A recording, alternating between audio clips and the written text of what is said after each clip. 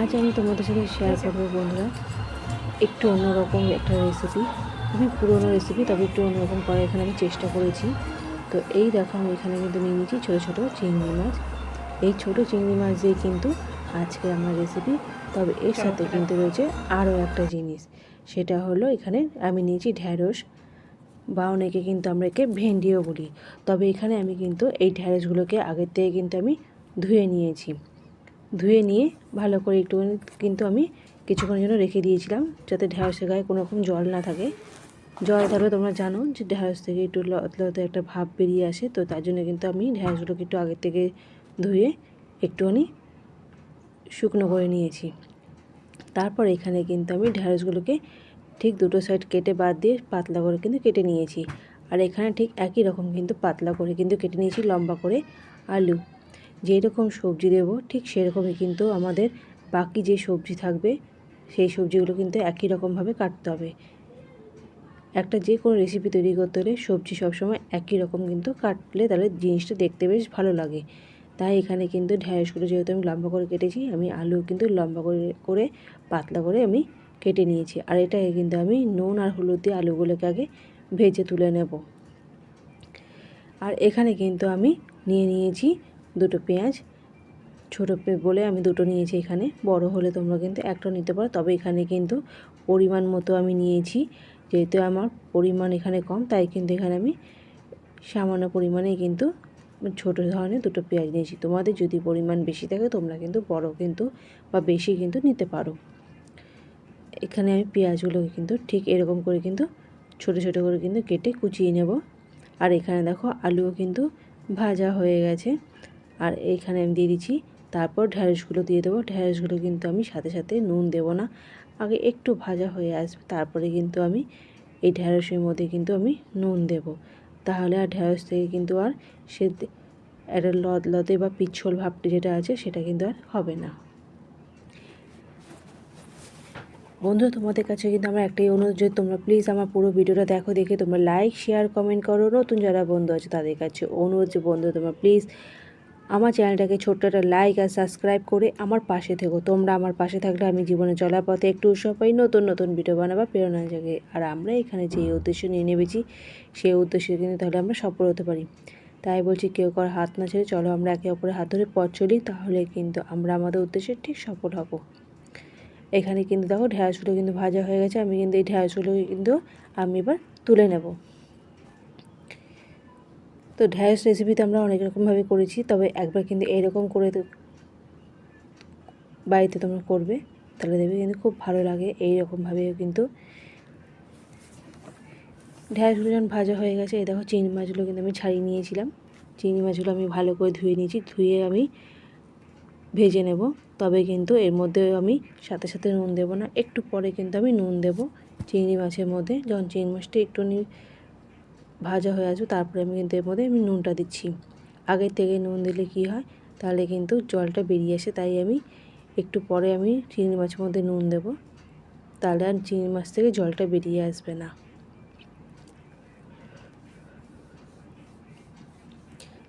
চিংড়ি মাছটাকে কিন্তু বেশি ভাজবো না, আমি কিন্তু এই চিংড়ি মাছ কিন্তু হালকাই ভেজে নেব।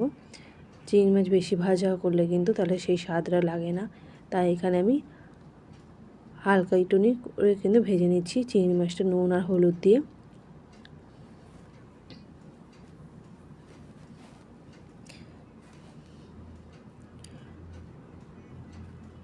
চিংড়ি মাছটাকে কিন্তু দেখো খুব একটা কিন্তু বেশিও না কমও না, ঠিক কিন্তু মাঝারি একটা কিন্তু ভাজা হয়েছে। হালকা যখন ব্রাউন মতো আসছে ঠিক সেরকম কিন্তু আমি ভেজে তুলে নেব। আর বন্ধু তোমাদের কাছে কিন্তু প্লিজ আমার একটাই অনুরোধ, তোমরা সাবস্ক্রাইব না করে, অনেক বন্ধু তোমরা বলো যে সাবস্ক্রাইব করেছি, এই জিনিসটা করো না। এই জিনিসটা কিন্তু করা কিন্তু কখনোই ঠিক নয়। আর একটা জিনিস বলছি তোমাদের, কিন্তু আমি এর আগেও আমি বলেছি যে অনেক বন্ধুরা আছে সাবস্ক্রাইব করে কিন্তু তারা আবার কি করে সরে যায়। তো পরে কিন্তু আবার তারাই আবার ঘুরে এসে বলে যে সাবস্ক্রাইব করো, এই কথা কিন্তু তারা কিন্তু বারবার করে কিন্তু কমেন্টে করে। কিন্তু তারা কিন্তু এটা জানে না যে তাদের কিন্তু আমার চ্যানেল সাবস্ক্রাইব করা রয়েছে। আর এই জিনিসটা তারা না দেখে না বুঝে কিন্তু আর বারবার করে কিন্তু কমেন্টে কিন্তু একটা কথাই শুধু লেখে যে সাবস্ক্রাইব করো, তোমরা আমার পাশে আছি। পাশে যে থাকবে সে বারবার করে এক কথা বলবে না, বারবার করে সে ঘুরে আসবে না। তোমরা সাবস্ক্রাইব করে তোমরা সরে যাচ্ছ, তাই তোমরা বুঝতে পারছো না, কিন্তু আমার তো সাবস্ক্রাইব করা রয়েছে, আমি তো তোমাদের পাশে রয়েছি, তাই না? তো আমি তো বুঝতে পারছি। তা একটা মানুষকে সাবস্ক্রাইব করার পর আবার কী করে আবার তাকে আবার সাবস্ক্রাইব করে? তো যাই হোক বন্ধু, তোমরা প্লিজ এরকম করো না, তোমাদের কাছে আমার রিকোয়েস্ট।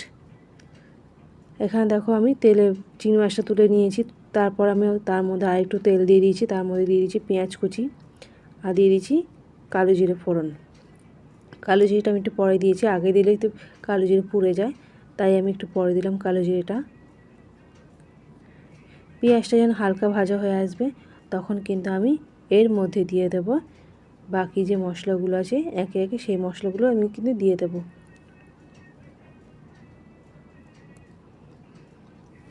নুন হলুদ আমি এর মধ্যে দিয়ে দিচ্ছি, আর দিয়ে দেবো এর মধ্যে জিরের গুঁড়ো, লঙ্কার গুঁড়ো, আর দিয়ে দিচ্ছি এর মধ্যে আদা রসুনের পেস্ট।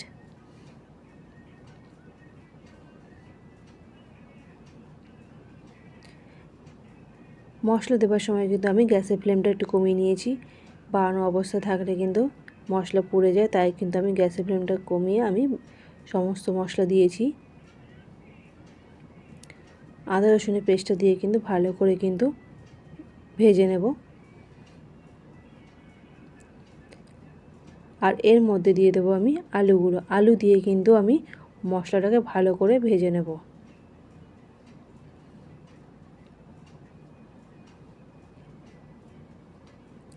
একটুখানি সামান্য পরিমাণে জল দেব যাতে মশলাটা পুড়ে না যায়।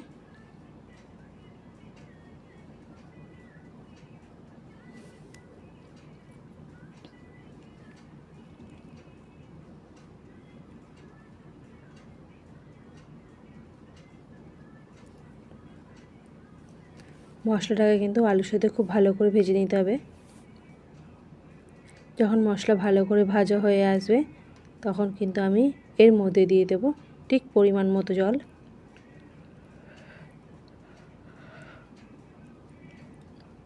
পরিমাণ মতো জল দিয়ে কিন্তু আমি এটাকে কিছুক্ষণের জন্য এটা একটুখানি ফুটিয়ে নেব যাতে আলুটা যাতে সেদ্ধ হয়ে যায়। দেখো এখানে কিন্তু জলটা শুকিয়ে এসছে আর আলুও কিন্তু ভালোভাবে কিন্তু সেদ্ধ হয়ে এসছে। এবার এর মধ্যে দিয়ে দেবো আমি ঢ্যাঁড়সগুলো, যেগুলো আমি ভেজে রেখেছিলাম। ঢ্যাঁড়সগুলো দিয়ে দিলাম এর মধ্যে, আমি দিয়ে ভালো করে কিন্তু মিশিয়ে নেব। আর দিয়ে দেবো এর মধ্যে আমি তারপরে চিংড়ি মাছগুলো যে আমি ভেজে রেখেছিলাম, তারপর কিন্তু আমি এই চিংড়ি মাছগুলোকে আমি ভাজা চিংড়ি মাছগুলো এর মধ্যে আমি ঝোলের মধ্যে দিয়ে দেব।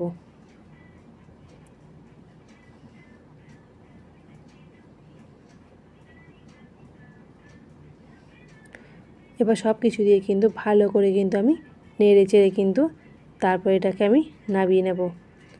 তো আজকের আমার এই ঢ্যাঁড়স চিংড়ি রেসিপি তোমাদের কীরকম লাগলো তোমরা কিন্তু অবশ্যই আমাকে কমেন্টে জানাবে। তোমাদের কমেন্ট অপেক্ষা আমি রইলাম। আর বন্ধুরা তোমরা প্লিজ নতুন যে বন্ধুরা আছে তোমরা আমার চ্যানেলটাকে সাবস্ক্রাইব করে আর কমেন্ট করে অবশ্যই কিন্তু আমার পাশে থেকো।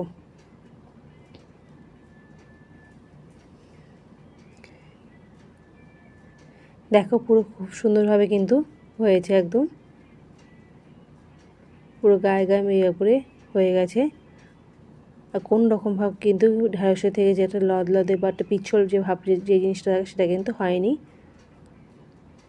খেতেও কিন্তু খুব সুন্দর লেগেছে। এই রেসিপিটা কিন্তু গরম ভাতের সাথে বা তুমি যদি রুটির সাথে যদি খাও খুব ভালো লাগবে কিন্তু এই রেসিপি।